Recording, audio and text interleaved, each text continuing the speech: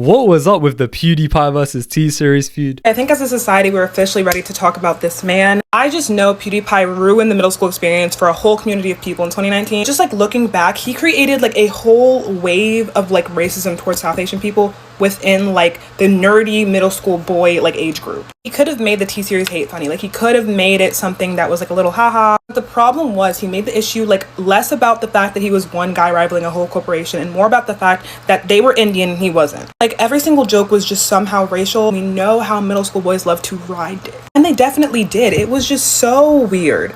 Like, why is racism towards Indians so normalized? PewDiePie. The answer is PewDiePie. I am not saying PewDiePie is responsible for the way his fans behave, but I do think creators are culpable for the content that they release. PewDiePie was a really big account when it came to funneling people into the alt-right pipeline, so a lot of these jokes for him may not be rooted in any sense of sincerity, but for a lot of his very impressionable young fans, help radicalize them slowly into the alt-right pipeline and view any form of racism against Indian people as just jokes. I'm the only one who has like no idea how PewDiePie is just like living like a completely normal life in Japan. Like after everything that happened, like a video, he had a Jim Crow doll in the background, and yet he just got to live a normal life with no consequences, nothing. It's just like, it's baffling to me. Not only is it baffling to me, but it's almost infuriating. Maybe I'm that one friend that's so woke, but I was like 12 years old listening to that, and I had no idea what the lyrics actually meant back then. I just thought it was like, oh, T-Series bad, PewDiePie good. I'm ashamed that I'm even like admitting that.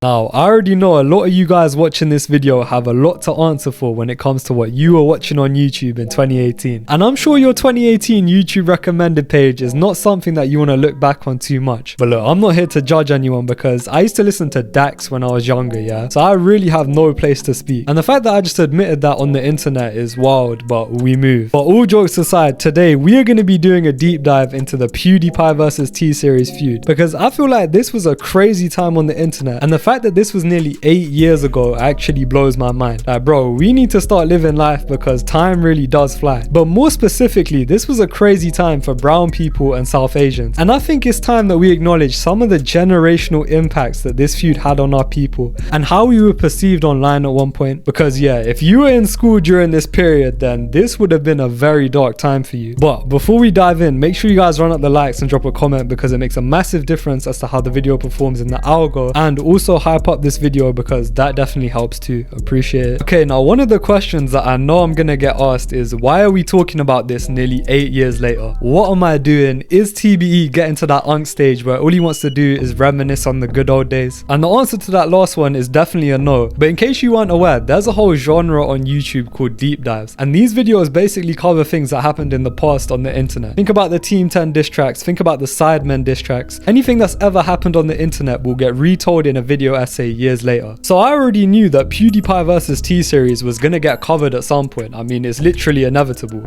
But I personally feel like it's important for this deep dive here to be told by someone that's Indian, because I feel like there's certain things you wouldn't understand about T-Series unless you were Indian. And more specifically, I feel like it should be told by someone who was actually in school during this time, because I was like 12 when all of this kicked off, so I remember it pretty well. But essentially, this feud started with PewDiePie, who was a Swedish gaming YouTuber who had been at the top of the YouTube game for years. And he had so many subscribers at one point that when I was 10 years old, I had a legit convo with someone in my class, and they told me that they thought PewDiePie was paying for subs just because of how many he had. And I mean, obviously he wasn't, but that just goes to show you how big he was at the time. Now, me personally, I never watched PewDiePie growing up because I grew up on the FIFA YouTubers. And to me, if you weren't playing FIFA or making football content, then why were you even on YouTube? So I was watching a lot of Road to Shore, KSI, and the Sidemen. And for years, I didn't even like Vicstar despite him being the only Indian member of the group, because he was the only one who wasn't playing FIFA. And I always saw him as the outcast for that reason. So that's honestly the main reason why I wasn't really checking for PewDiePie when I was younger, despite him being the most subscribed. And I remember that only a few of my friends were watching him at the time. And I've been seeing so many videos recently of people saying that they thought PewDiePie was mid when they were younger, and they have no clue how he became the most subscribed. And hindsight is a crazy thing, because those things definitely weren't said around 2018 times when he was at his peak.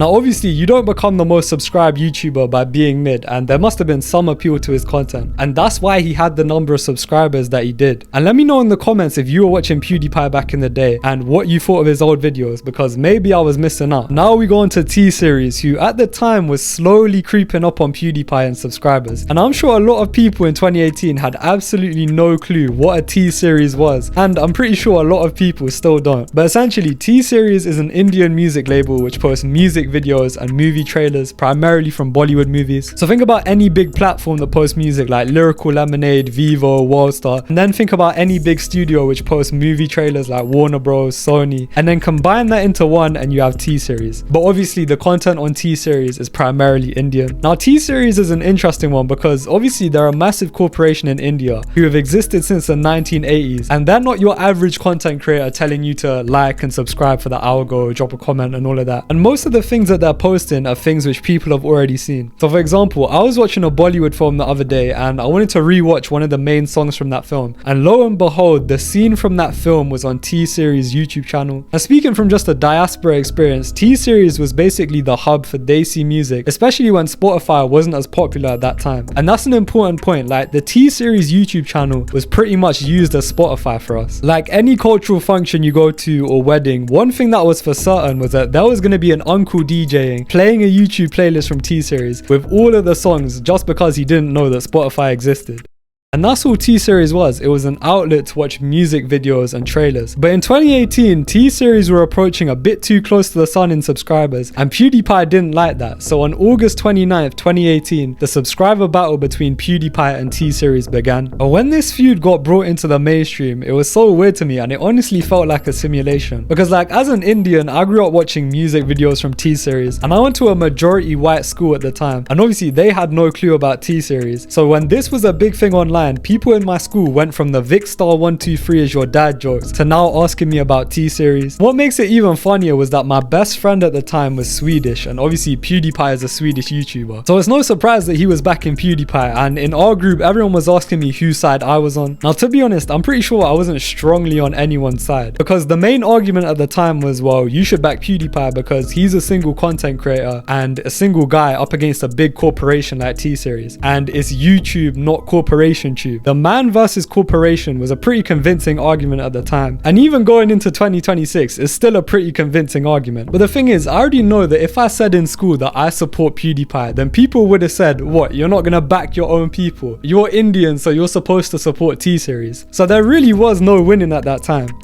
And initially the whole PewDiePie T-Series thing in my school was just banter and jokes, and at that time everyone in school was beefing each other and you would get joked on for the smallest things. And I mean, as an Indian bro, I've been catching the heat since the start of school, so this feud just really added a new layer of jokes, but it didn't really make it worse, if that makes sense. But I think the point where things really turned was when the diss tracks started to drop, and we're gonna break these down right now. Now the first diss track, which is sitting on 326 million views, is the infamous B Lasagna, which dropped on October 5th, 2018. Now I'm pretty sure in 10 years time they're going to be asking Indians, where were you when B Lasagna dropped? Because this really did generational damage, and all we need to do is just go through the lyrics. Okay, so the first verse is mainly just some memes about Indian people, which comes from Indian comments on Facebook, and they're obviously reinforcing the Indian men are creepy stereotypes. And then the chorus is basically B Lasagna a bunch of times. And by the way, whoever wrote the genius annotation for this song needs to get off their knees, because why have you written a full essay analyzing the line T-Series just wet themselves in their pajamas? Like, this is not a Kendrick Lamar song or an Eminem diss track. Like, please, this level of glaze is not needed. Now by the second verse is where it gets worse. He starts by saying, I'm a blue eyes white dragon while you're just dark magician, and this is the line which I know caused controversy online. Now I'll give this to him, it is a reference to playing cards from the card game Yu-Gi-Oh! That is true, but you'd have to be a bit intellectually dishonest to not see why it's a bit sus for him to say that. And I actually did some research because I thought, okay, maybe the only way to win in Yu-Gi-Oh! Is if you're blue eyes and your opponent is a dark magician. Maybe he's just using clever wordplay. But it turns out that the game doesn't even work like that. You can still win as dark magician depending on the other cards you have, even if your opponent is a blue eyes. So not only is the lyric stupid, but it's pretty clear that he chose those two in particular to emphasize that he's blue eyes and his opponent is dark. So Felix, you're a bit sus for that lyric, and I know you tried to say it wasn't racist, but it's not really looking that way. Then he goes on to say, you have a fifth of the population in your nation, so hold your defecation. Now, this is just casual racism, yeah. He's not even trying to hide it at this point. Then he goes on to say, your language sounds like it came from the mumble rap community. First of all, Felix just sounds like a hating us old head because he's talking about mumble rap and that whole era of hating on rappers like the Migos, 21 Savage, Lil Pump, Lil Yachty. Like, shut up, because their music is hard. And the thing is, I don't even know which Indian language he's talking about in particular because there's literally thousands. But yeah, stereotyping a whole group's language as one is a bit mad. But then the rest of this song, he doesn't really say anything too deep. Now, if you were Indian and you were still backing PewDiePie after that song, then I feel like I'm obligated to give you a bit of side eye. Like, bro, you're playing for the other team. The game has gone left. Like, these Indians were like Vinicius Jr. Like, don't pass the ball to him because he's playing for the other team. Okay, now obviously I'm joking. I don't really care that much. But the second diss track is where I think things got worse. And the second diss, released on March 31st, 2019, around 6 months after the first one, was called Congratulations. And this was after T-Series overtook PewDiePie in subscribers. And this one featured the YouTubers Rumi and Boy in a Band. And this one has over 240 million views. And to me, this one's a bit worse because, like, let's just go through the lyrics. You'll see what I mean. Okay, so the first few lines aren't really that deep because he reuses the narrative that they need 1 billion Asians to beat him, as if every single South Asian is automatically subscribed to T-Series, by the way. Like, I don't think it works like that, but okay. Then he goes on to talk about the dodgy business dealings of T-Series back in the day. Again, not that deep. But then he ends the verse by saying, I love my Indian bros from Bombay to Bangladesh. I'll take on all the world for you. I'm a heavy hitter, about to cause a G word so you can call me hit. And then yeah, it doesn't take a rocket scientist to figure out what he's gonna say. But I'm pretty sure the only appeal of that line is that it's supposed to be shocking. I mean, I didn't really find it funny, I'll be real. But I guess this is what was edgy and cool on YouTube in 2018. But then verse 2, he talks about how T-Series sent PewDiePie a cease and desist for the first diss track, moving a bit like Drake there. Now this may look like more casual racism, but I actually understand what he's trying to do here because he's talking about defamation and obviously he's trying to use this against T-Series. But the problem is, it definitely sounded a lot smarter in his head. Like, Boy in a Band, the guy who's saying these lyrics, definitely thought these were some groundbreaking, intelligent lyrics, but it reads more like it's from r/IM14 and this is deep. And Boy in the Band was like the leader of pseudo-intellectual content back in the day. Him and Prince EA, and I'm ashamed to admit this, but I used to eat this type of content up when I was younger. That along with listening to Dax, and maybe I'll do a deep dive on why I like this content so much, so drop a comment if you want to see that. But then Boy in a Band proceeds to say, India got YouTube figured out, that's sick son. How about next you figure out how to fix the caste system? And I don't know why, but non-Indians love bringing up the caste system as if it's some sort of gotcha moment. And they also assume that the average Indian living in the West in 2025 even acknowledges the caste system on a day-to-day basis. And it's as if the caste system automatically justifies all racism against Indians. Now I'm not going to be oblivious and act like some goofs and weirdos still practice caste in the big 2025. But to use that against every single Indian is just wild to me. Then Boy in a Band proceeds to say, maybe all of this will fix your crippling poverty. Now I honestly think this is the worst line in both songs, and I know he's saying this as a joke, but does he not realize that the reason why India is in crippling poverty is due to the systems that the British put in place? And the fact that he's British as well is just ironic. But then they proceed to say a whole bunch of nothing for the rest of the song until the last line where he says, hope that #MeToo stuff doesn't severely affect your bottom line, because the chairman of T-Series had some Me Too style allegations at the time. And honestly, that is the only line in both songs that I will co-sign, because obviously that type of thing deserves to get called out. But yeah, overall both songs did do damage, mainly because PewDiePie was platforming stereotypes about Indians in songs which had hundreds of millions of views on YouTube. And we all know that YouTube is the new mainstream media. I mean, even in 2018, YouTube was a massive platform. So for him to be peddling these stereotypes to hundreds of millions of impressionable children, I mean, he literally called his fans the 9-year-old army. And it was inevitable that this was going to have an impact. And the craziest part to me was that he was 29 doing all of this. Pushing 30 and this is what you're doing, yeah, that's just non-excusable. He definitely should have known better. Now obviously I will acknowledge that during this period he did do some charity work in India, which yes, deserves to be acknowledged, but it doesn't automatically take away from everything else that he's done with his platform. And not just to the Indian community, but there's loads of examples of some of the lame and moronic things that PewDiePie has done in front of his 100 million subscribers. subscribers and look into some of the real life consequences that his content has had, and you want to start talking about the New Zealand incident, then I'll link a very good video essay on this in the description. And by the way, this video on screen is from 6 years ago, but it honestly feels like it was made last week because of how culturally relevant it is. And because of the current climate and the normalization of racism against brown people,